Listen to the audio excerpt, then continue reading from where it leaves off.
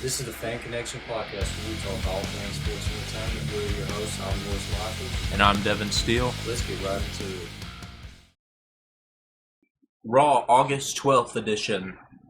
Rhea Ripley starts the show and calls out Living Dom. And while they're talking, it turns out it was a setup. Damian Priest emerges into the aisle, and he stands behind them real menacingly, and then they start a huge brawl in the concession area. Dude, Rhea and Damian, obviously, face as fuck. Dude, they're so over. They're over as faces, too. And it happened so quickly.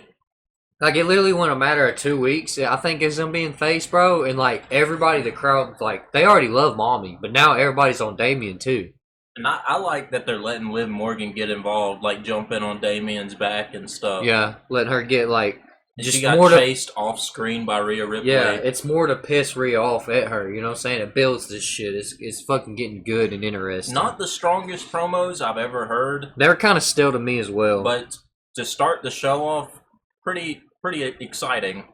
So, I mean, we're still obviously waiting to see a little bit more from this next Monday. But, I mean, as of what we got right now, dude, it's interesting. And so Damian chases Dominic back into the ring, and Liv helps Dominic escape from the Riptide. Yeah. And that gets us into Damian facing Carlito in his singles match.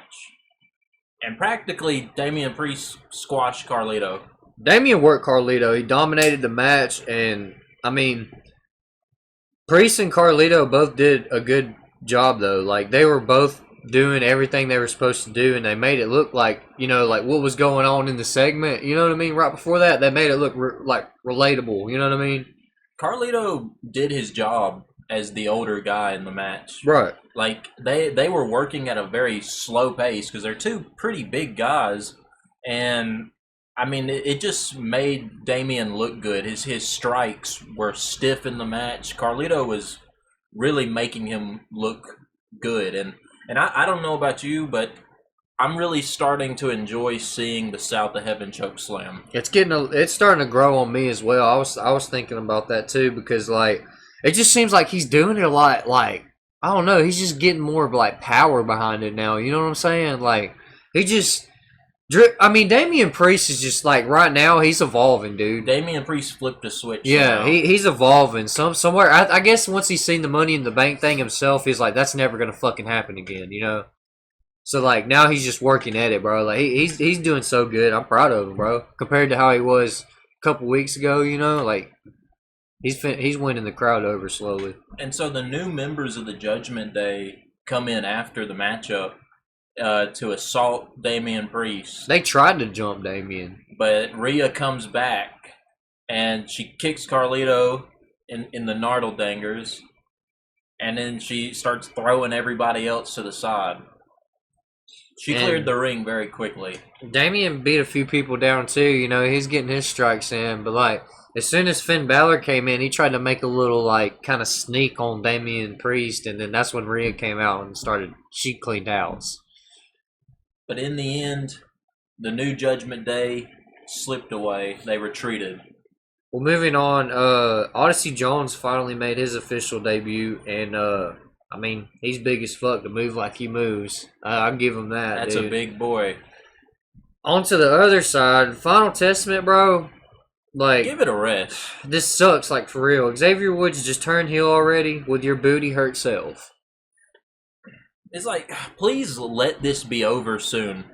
They're talking six-man tag match, 3-on-3. Let that be it. No more. We don't need to see it again. And we literally said we wasn't going to talk about it, and here we are talking about it. But after that complete big steaming poo-poo pile, literally shit, we get an actually decent tag team segment with American Made defeating the stinky, horrible Alpha Academy. So, I like it, bro. It fits both of the sides, you know what I mean? The Creed Bros and Chad Gable, they shine as they always do. Tozawa and Otis, though, they impress me. I don't know how we make the transition so quickly. Yeah, you know what I'm saying? From terrible tag team programs to, impressive. I mean, amazing. Impressive. Like, it just... Dude, this has potential to be one of the best, like, tag team rivalries right now, just because the Wyatt Six is looking over Gable's shoulder type thing. Speaking of the Wyatt Six, there was no Wyatt Six on Raw. None. No, there was a little videotape or something again, but I guess that's what they're gonna do when they're not on Raw.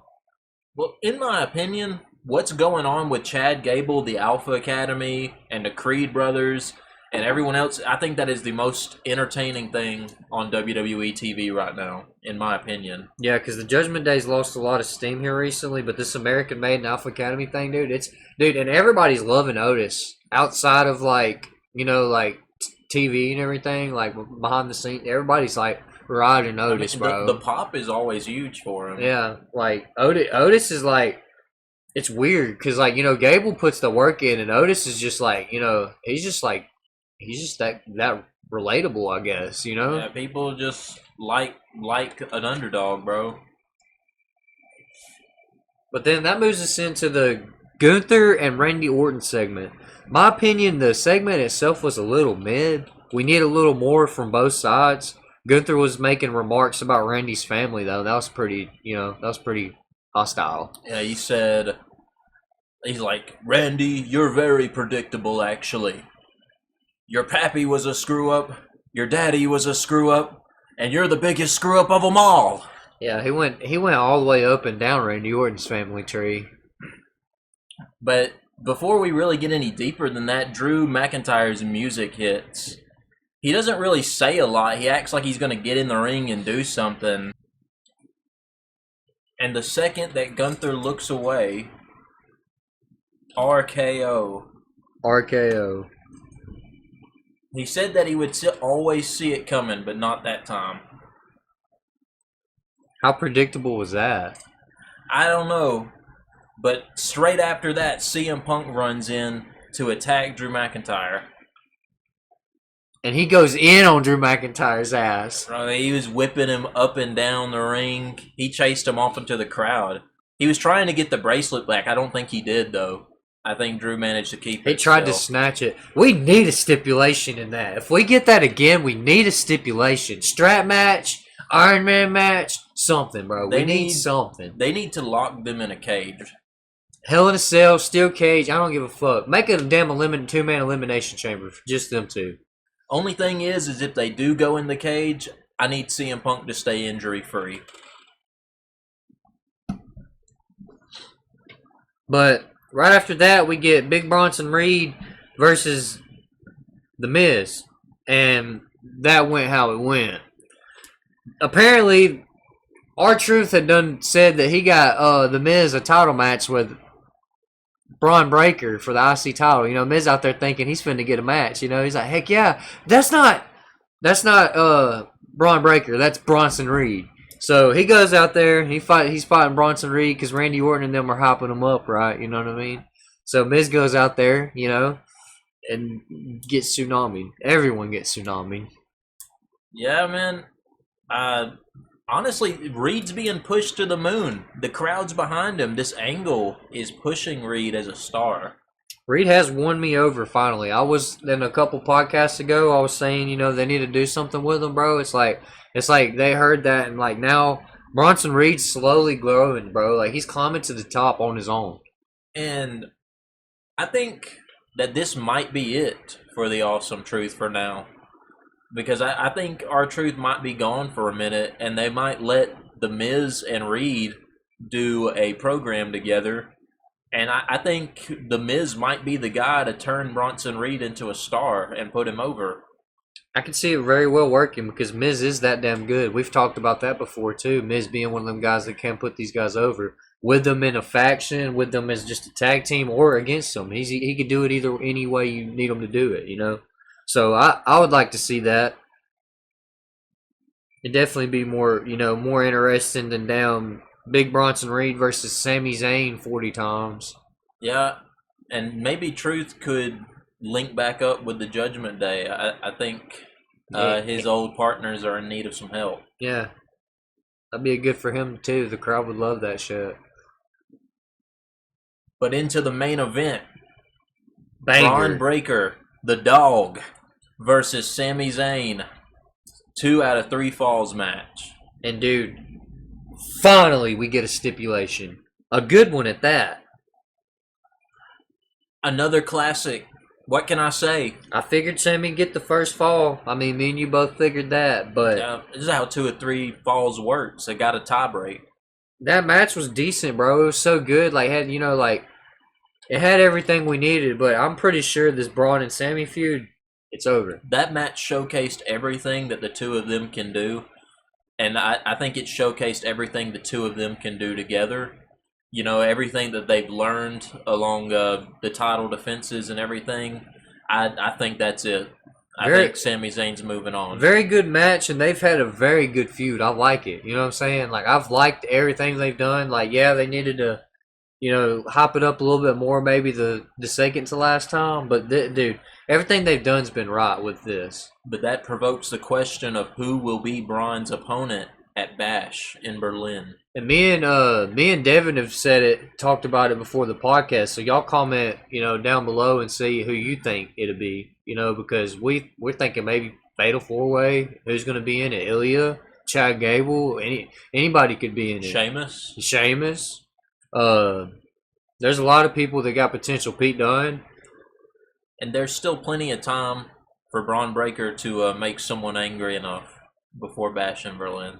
Because we still got, 1 or 2 weeks before the PLE? Yeah, so, we'll have 2 more Raws to figure it out, So, very, very good display, though. This Raw was really good. Yeah, it was awesome. I liked it. I enjoyed it. There's a lot to enjoy on that one. A lot of them haven't been to par recently, and, that one it was interesting. Long overdue. Right. Going into Smackdown for August 16th, though. Happy birthday, Block Boy. Nia Jax needs to lose her title via cash-in by Tiffany Stratton. That's all I'm going to say. I'm going to let everybody else hate on it, but say what you're going to say. But that's what I feel. Oh, come on, man. I'm willing to give Nia Jax a chance as champion. Devin Still's finna acknowledge Nia Jax, y'all. That's all finna No, I love the Annihilator. I love seeing the Annihilator. It's so funny. Devin still wants to take the Annihilator. No, I couldn't take the Annihilator. But I'm thinking, this celebration went on, and it was kind of cringe. Pretty Deadly was out there singing and dancing. Looking like Fandango and Tyler Breeze. Yeah, and Nia Jax did say to bow down. She's doing the acknowledge me thing. Yeah. And I seen Tiffany Stratton point her finger up during that segment. I don't know, But when Nia Jax did tell her to bow down, she kind of did. She didn't do it. So I mean, that's all the evidence we need that she's gonna backstab Nia at some point. Michin runs in with the kendo stick and clears the ring. Ends this cringe fest. And dude, I hate to say it, but here recently, Mia Chin's been Nia Jax's kryptonite.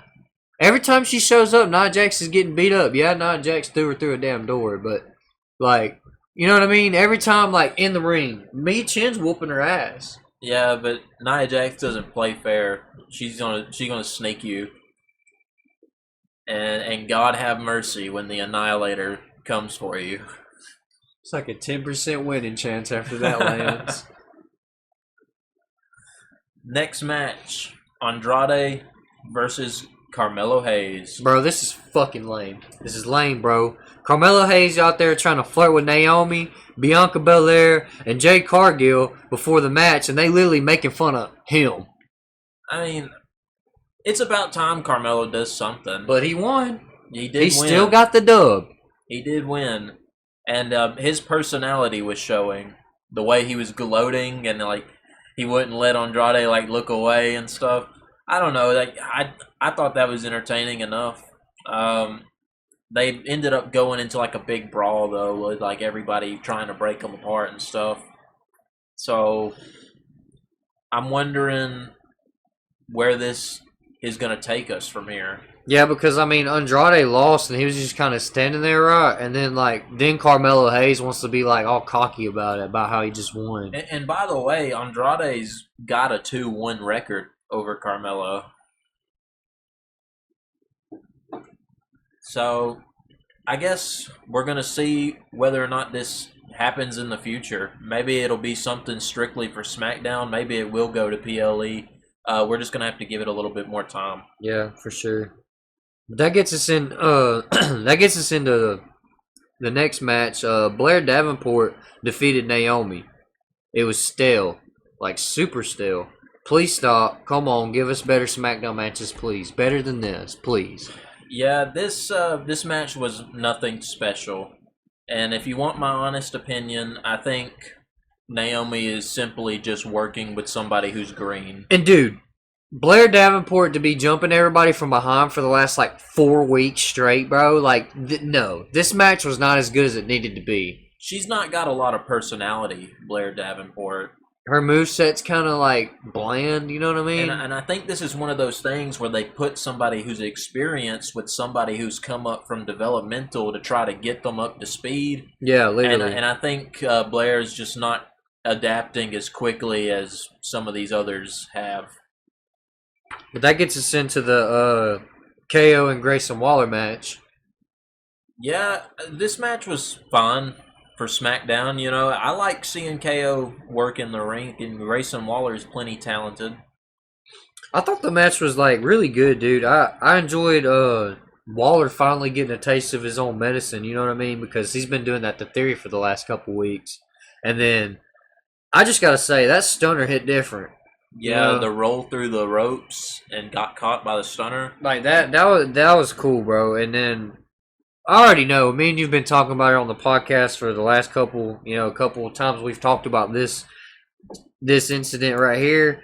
Waller versus Theory is coming soon, and it will be good. It will be a good match, and it'll be a good storyline. Yeah, because they can take that as far as they wanted it to. You know what I mean?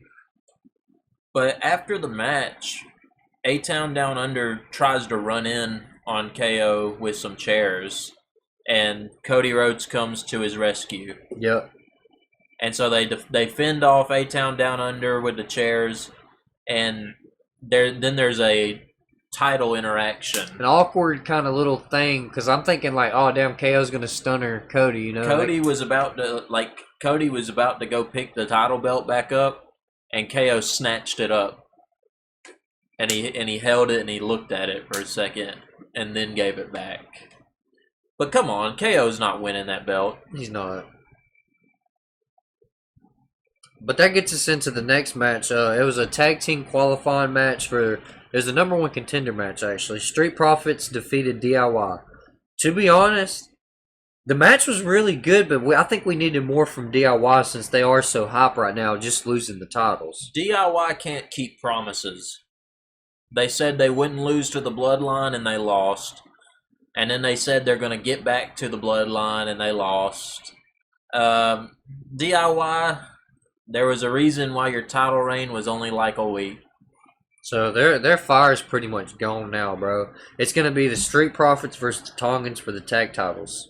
And I think the only way the Street Profits go over the Bloodline is if Roman interferes. Yeah, if Roman has something to do with it, the Street Profits may win. But I don't know, bro. It could go either way at this point with that. I don't know if they're trying to take the gold off the Tongans yet. Yeah. But after them, choices. they got time with that too. Like we were talking about earlier, they still got plenty of time to figure that shit out. But into the main event, Fan Connection podcast listeners, acknowledge me. You ain't got to acknowledge him. But Solo did call Roman out again.